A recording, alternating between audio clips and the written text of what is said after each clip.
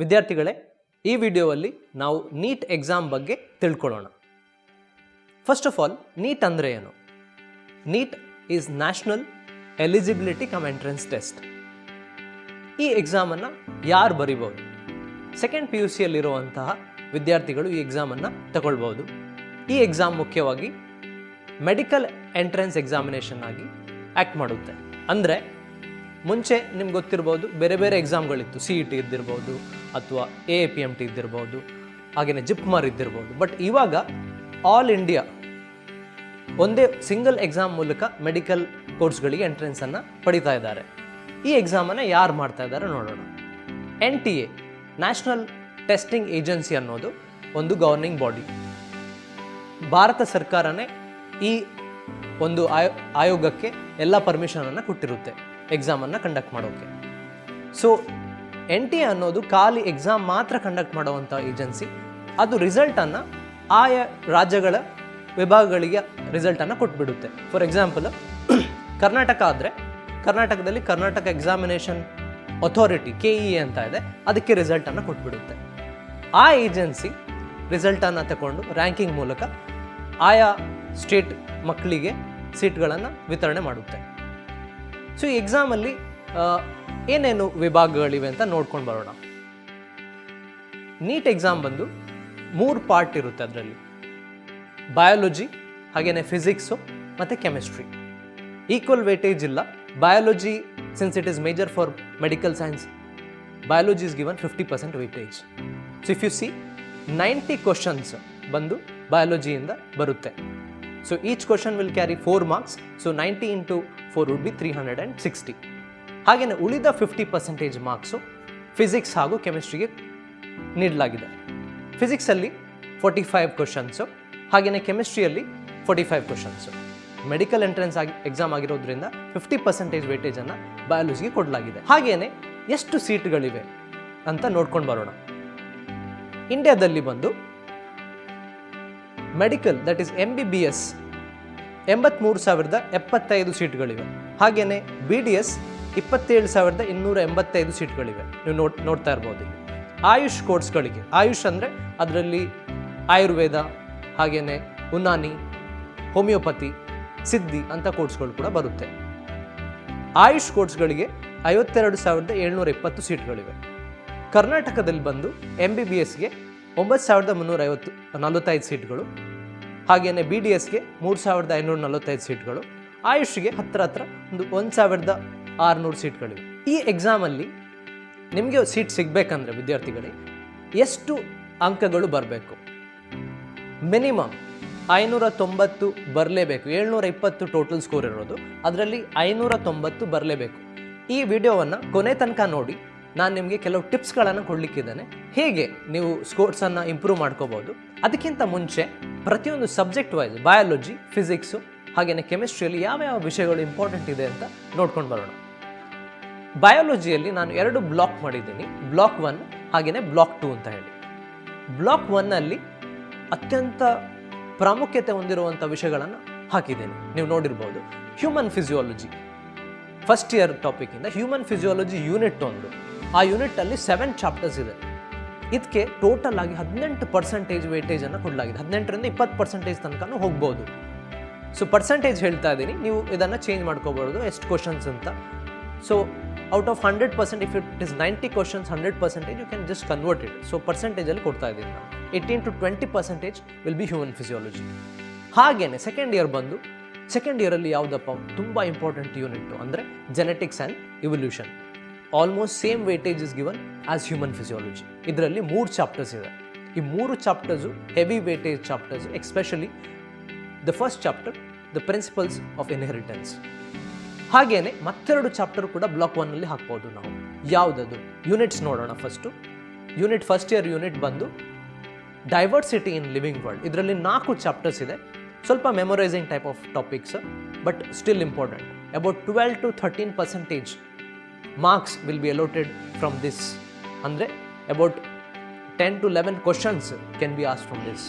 ಹಾಗೆಯೇ ಸೆಕೆಂಡ್ ಇಯರಲ್ಲಿ ಬಂದು ಸೆಕೆಂಡ್ ಇಯರ್ ಟಾಪಿಕ್ ಯಾವುದಪ್ಪ? ಅದು ಇಂಪಾರ್ಟೆಂಟ್ ಫಸ್ಟ್ ಬ್ಲಾಕಲ್ಲಿ ಉಳಿದಿರೋವಂಥದ್ದು. ಅದು ನಮ್ಮ ಯೂನಿಟ್ ಬಂದು reproduction in organisms or reproduction in plants and animals. ಅದರಲ್ಲಿ 4 ಚಾಪ್ಟರ್ಸ್ ಇದೆ: reproduction in plants, reproduction in animals, reproduction in organisms and introduction in chapter, ಹಾಗೆಯೇ ರಿಪ್ರೊಡಕ್ಟಿವ್ ಹೆಲ್ತ್. ಇದರಲ್ಲಿ reproduction in plants and animals ನೀವು ಜಾಸ್ತಿ concentrate ಮಾಡಬೇಕಾಗುತ್ತೆ. Next block 2 ಅಲ್ಲಿ ಯಾವ topics ಇಟ್ಟಿದ್ದೀವಪ್ಪ? ಉಳಿದ ಎಲ್ಲ ಟಾಪಿಕ್ಸನ್ನು ಬ್ಲಾಕ್ 2 ಅಲ್ಲಿ ಇಟ್ಟಿದ್ದೀನಿ, ನೀವು ನೋಡಿರ್ಬೋದು. ಈ ಬ್ಲಾಕ್ 2 ಅಲ್ಲಿ ಎಷ್ಟು ಚಾಪ್ಟರ್ಸ್ ಇದೆ ಇವಾಗ, ಅಥವಾ ಯೂನಿಟ್ಸ್ ಇದೆ? 6 ಯೂನಿಟ್ಸ್ ಇದೆ. ಸೊ ಬಯಾಲಜಿಯಲ್ಲಿ ಟೋಟಲ್ 10 ಯೂನಿಟ್ಸ್ ಇದೆ. ಅದರಲ್ಲಿ 4 ಯೂನಿಟ್ಸ್ ಬ್ಲಾಕ್ 1, 6 ಯೂನಿಟ್ಸ್ ಬ್ಲಾಕ್ 2 ಅಲ್ಲಿ ಇಟ್ಟಿದ್ದೀನಿ. ಯಾಕಂದರೆ ಈ ಟೋಟಲ್ 6 ಯೂನಿಟ್ಸಿಗೆ ಬರೋದು ಖಾಲಿ 40% ಮಾತ್ರ. ಹಾಗಾಗಿ 60% weightage is given for the block 1 units. So please concentrate more on the block 1 and try to take as much mock test as possible. So ಅದೇನೇ ಇವಾಗ ನಾನು ಈ ವಿಡಿಯೋ ಎಂಡ್ಗೆ ನಿಮಗೆ ಟಿಪ್ಪನ್ನು ಕೊಡ್ತಾ ಇದ್ದೀನಿ, ಹೇಗೆ ನೀವು ಪ್ರಿಪ್ರೇಷನ್ ಕೂಡ ಮಾಡ್ಬೋದು ಅಂತ. ಇವಾಗ ನೆಕ್ಸ್ಟ್ ನಾವು ಇನ್ನೊಂದು ಸಬ್ಜೆಕ್ಟಿಗೆ ಹೋಗೋಣ. ಫಿಸಿಕ್ಸಲ್ಲಿ ಯಾವುದು ಇಂಪಾರ್ಟೆಂಟ್ ಟಾಪಿಕ್ಸ್ ಅಂತ ನೋಡ್ಕೊಂಡು ಬರೋಣ. ಈವನ್ ಫಿಸಿಕ್ಸಲ್ಲಿ ಕೂಡ ನನಗೆ ಬ್ಲಾಕಿಂಗ್ ಮಾಡಲಿಕ್ಕೆ ಸಾಧ್ಯ ಆಯಿತು, ಹಾಗಾಗಿ ಬ್ಲಾಕ್ 1 ಆ್ಯಂಡ್ ಬ್ಲಾಕ್ 2 ಅಂತ ಹಾಕಿದ್ದೀನಿ. But units, so but under that many chapters may be there. Okay, first block 1. ಇವಾಗ ಫಸ್ಟ್ PUC ಇಂದ ಬಂದು ಮೆಕ್ಯಾನಿಕ್ಸ್ ಅಂತ ಟಾಪಿಕ್ ಇದೆ. 29% of marks are allotted for this unit. Very important unit. ಹಾಗೆಯೇ second PUC ಇಂದ ಬಂದು ಎಲೆಕ್ಟ್ರೋಮ್ಯಾಗ್ನೆಟಿಸಮ್ ಅನ್ನೋ ಯೂನಿಟ್ಗೆ 26% ವೇಟೇಜನ್ನು ಕೊಡಲಾಗಿದೆ. ಹಾಗೆಯೇ ಮಾಡರ್ನ್ ಫಿಸಿಕ್ಸ್ 25% ವೇಟೇಜನ್ನು ಕೊಡಲಾಗಿದೆ. ಉಳಿದಂತಹ ಎಲ್ಲ ಯೂನಿಟ್ಸನ್ನು ಬ್ಯಾಚ್ 2 ಅಲ್ಲಿ ಇಟ್ಟಿದ್ದೀನಿ, ನೀವು ನೋಡ್ತಾ ಇರ್ಬೋದು. ಓಸಿಲೇಷನ್ ಆ್ಯಂಡ್ ವೇವ್ಸ್ ಫಸ್ಟ್ ಇಯರಿಂದ 9%, ಥರ್ಮಲ್ ಫಿಸಿಕ್ಸ್ 8%, ಹಾಗೆಯೇ ಸೆಕೆಂಡ್ PUC ಇಂದ ಆಪ್ಟಿಕ್ಸ್ಗೆ 7% ವೇಟೇಜನ್ನು ಕೊಡಲಾಗಿದೆ. ಕೆಲವು ಇಂಪಾರ್ಟೆಂಟ್ ವಿಷಯಗಳನ್ನು ಇಲ್ಲಿ ಹೇಳಲಿಕ್ಕೆ ಇಷ್ಟಪಡ್ತೇನೆ. ನಮ್ಮ ಅನಾಲಿಸಿಸ್ ಪ್ರಕಾರ 11th ಸ್ಟ್ಯಾಂಡರ್ಡಲ್ಲಿ ಯೂನಿಟ್ಸ್, ಡೈಮೆನ್ಷನ್ಸ್ ಆ್ಯಂಡ್ ಎರರ್ಸ್ ಇದು ಸ್ಮಾಲ್ ಟಾಪಿಕ್ ಆಗಿರುತ್ತೆ, ಈಸಿ ಟು ಅಂಡರ್ಸ್ಟ್ಯಾಂಡ್. ಹಾಗಾಗಿ ಒಂದು ಪ್ರಾಬ್ಲಮ್ ಈ ಕಾನ್ಸೆಪ್ಟಿಂದ ಬಂದೇ ಬರುತ್ತೆ students. So 1 problem from units, dimensions and errors. ಹಾಗೆಯೇ ಥರ್ಮಲ್ ಫಿಸಿಕ್ಸ್ ಅನ್ನೋ ಯೂನಿಟ್ಟು ತುಂಬ ಇಂಪಾರ್ಟೆಂಟ್ ಯೂನಿಟ್ ಆಗಿರುತ್ತೆ.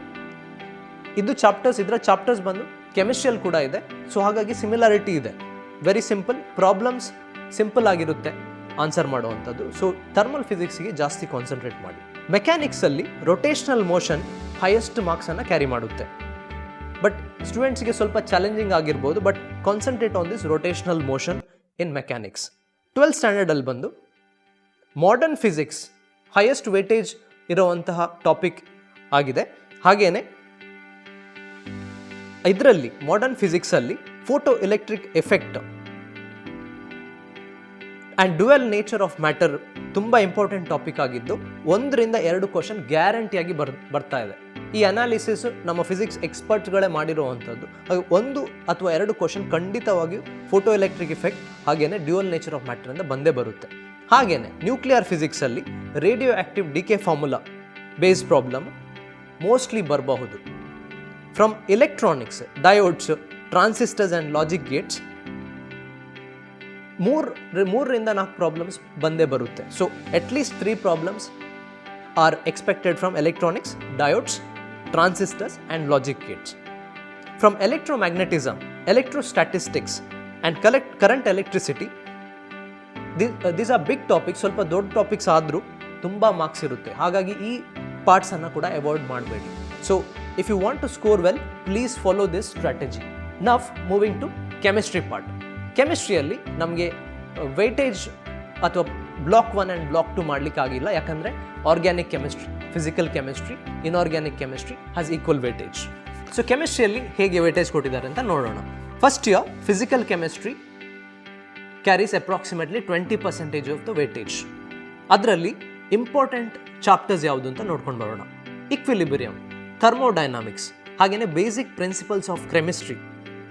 ಈ 3 ಚಾಪ್ಟರ್ಸ್ ಬಂದು 15 to 17% ವೇಟೇಜ್ ಕೊಟ್ಟಿರ್ತಾರೆ.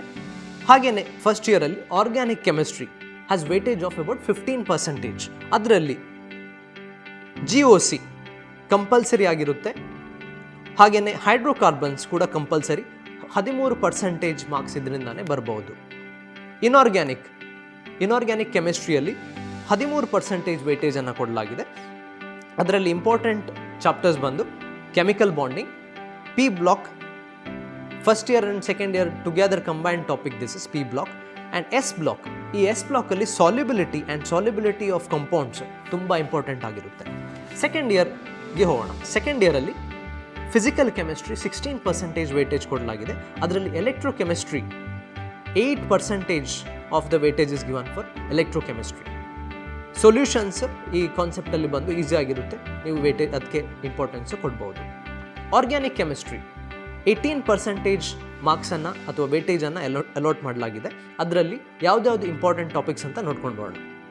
ಕೀಟೋನ್ಸು, ಆಲ್ಡಿಹೈಡ್ಸು, ಕಾರ್ಬಾಕ್ಸಿಲಿಕ್ ಆ್ಯಸಿಡ್ಸು, ಹಾಗೆಯೇ amines, basic nature of amines important topics ಆಗಿರುತ್ತೆ. ಹ್ಯಾಲೋ ಆಲ್ಕಿನ್ಸ್, ಹಾಗೆಯೇ halo arenes compulsory. And together all these what I mention just now carries about 13% weightage with in organic chemistry in the second PUC topics. Inorganic chemistry 18% ವೇಟೇಜನ್ನು ಕೊಡಲಾಗಿದೆ. ಅದರಲ್ಲಿ D and F block elements ಬಂದು 8 to 9% weightage. ಹಾಗೆಯೇ coordination compounds ಕೂಡ important topic ಆಗಿರುತ್ತೆ. ವಿದ್ಯಾರ್ಥಿಗಳೇ, ಇವಾಗ ನೀವು ಎಕ್ಸಾಮ್ ಬಗ್ಗೆ ತಿಳ್ಕೊಂಡಿದ್ದೀರಾ, ಹಾಗೆಯೇ ಹೇಗೆ ಈ ಎಕ್ಸಾಮಲ್ಲಿ ಚೆನ್ನಾಗಿ ಸ್ಕೋರ್ ಮಾಡ್ಬೋದು ಅಂತ ಕೂಡ ತಿಳ್ಕೊಂಡಿದ್ದಾರೆ. ಯಾವ್ಯಾವ ಸಬ್ಜೆಕ್ಟ್ಸ್ಗೆ ಅಥವಾ ಟಾಪಿಕ್ಸಿಗೆ ತುಂಬ ಇಂಪಾರ್ಟೆನ್ಸ್ ಕೊಡಬೇಕು ಅನ್ನೋದನ್ನು ನಾನು ಆಲ್ರೆಡಿ ಹೇಳಿದ್ದೀನಿ. ಇವಾಗ ಎಕ್ಸಾಮ್ ಬರೆಯುವಾಗ ಯಾವ ಥರ ಸ್ಟ್ರಾಟಜಿ ಫಾಲೋ ಮಾಡಬೇಕು, ಹೇಗೆ ಟೈಮ್ ಮ್ಯಾನೇಜ್ ಮಾಡಬೇಕು ಅಂತ ಸ್ವಲ್ಪ ನೋಡ್ಕೊಂಡು ಬರೋಣ. ನೀಟ್ ಎಕ್ಸಾಮಲ್ಲಿ 180 ಕ್ವಶನ್ಸ್ಗಳಿರುತ್ತೆ. ಹಾಗೆಯೇ ಈಗ 180 ನಿಮಿಷ ಕೊಟ್ಟಿದ್ದಾರೆ ಅಂತ ಈಕ್ವಲ್ ವೇಟೇಜ್ ಕೊಡಲಿಕ್ಕೆ ಆಗೋದಿಲ್ಲ. ಇವಾಗ ನೋಡಿದರೆ ಬಯಾಲಜಿಗೆ 90 ಕ್ವಶನ್ಸ್ 90 ಮಿನಿಟ್ಸ್ ಕೊಡ್ತೇನೆ ಅಂತ ಹೇಳಿ ಹೋಗ್ಲಿಕ್ಕೆ ಆಗೋದಿಲ್ಲ. ಯಾಕಂದರೆ biology concept will be much simpler, you know that. ಹಾಗಾಗಿ ಬಯಾಲಜಿಗೆ ಸ್ವಲ್ಪ ಕಡಿಮೆ ಟೈಮ್ ಕೊಡಿ. ಇವಾಗ ನಾನೊಂದು ಸ್ಟ್ರಾಟಜಿ ಕೊಡ್ತೀನಿ ನೋಡಿ ನಿಮಗೆ.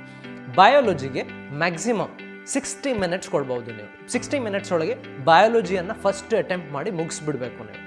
ಆ ನಂತರ ನೀವು ಕೆಮಿಸ್ಟ್ರಿಗೆ ಹೋಗಿ. Chemistry maximum you can give 45 minutes, not more than that.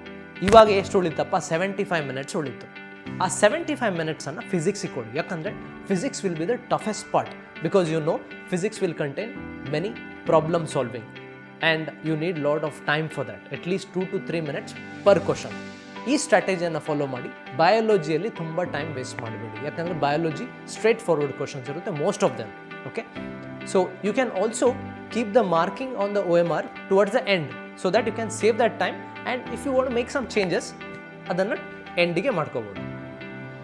ಮತ್ತೇನಪ್ಪ, ಹೇಗೆ ನಾವು 590 ಮಾರ್ಕ್ಸನ್ನು ಸ್ಕೋರ್ ಮಾಡೋದು? 590 ಮಾರ್ಕ್ಸ್ ಸ್ಕೋರ್ ಮಾಡೋದು ಅಷ್ಟೇನೂ ಡಿಫಿಕಲ್ಟ್ ಇಲ್ಲ ಸ್ಟೂಡೆಂಟ್ಸು. ನಿಮಗೆ ಒಂದು ಸ್ಟ್ರಾಟಜಿಯನ್ನು ನಾನು ಕೊಡ್ತೀನಿ. ಇವಾಗ ಬಯಾಲಜಿಯಲ್ಲಿ ನಿಮ್ಮದೆಲ್ಲ favourite subject biology, because you are going to be medical students. So score your maximum ಅಂದರೆ 45 ಇನ್ ಬಾಟ್ನಿ, 45 ಇನ್ ಝೂಯಾಲಜಿ ಕ್ವಶನ್ಸ್ ಇರುತ್ತೆ, 90. Out of that please try to score 40 questions right and 40 questions right from both botany and zoology. So 80 from biology. And next, chemistry alli compared to physics easy irutte. So 40 questions from chemistry you have to clear. And physics, let's say physics is the difficult subject for you, so 35. So it becomes total 155 questions, and 155 multiplied by 4 will easily give you 620 marks. And imagine students, with that 620 marks, you can get into the best colleges in India, whatever you desire. So, but if you want to get more than this, ಇದಕ್ಕಿಂತ ಜಾಸ್ತಿ ಸಿಗಬೇಕಂದ್ರೆ preparation ಜಾಸ್ತಿ ಮಾಡಿ 650ಗಿಂತನೂ ಜಾಸ್ತಿ marks ಪಡಿಬೋದು. ಫಿಸಿಕ್ಸಲ್ಲಿ ನೀವು ಚೆನ್ನಾಗಿ prepare ಆದರೆ that will decide whether you are on the top or you are just scoring 590+. NEET ಎಕ್ಸಾಮ್ಗೆ ಹೇಗೆ ಪ್ರಿಪರೇಷನ್ ಮಾಡೋದು ಅಂತ ತಿಳ್ಕೊಂಡು ಬರೋಣ. ನೀಟಲ್ಲಿ ಬಯಾಲಜಿಗೆ ಹೈಯೆಸ್ಟ್ ವೇಟೇಜ್ ಇರೋದ್ರಿಂದ ನೀವು ಬಯಾಲಜಿಗೆ ಪ್ರಿಫರೆನ್ಸ್ ಜಾಸ್ತಿ ಕೊಡಬೇಕಾಗುತ್ತೆ. ಬಟ್ ಬಯಾಲಜಿಯಲ್ಲಿ ಟಾಪಿಕ್ಸ್ ಈಸಿ ಇರುತ್ತೆ.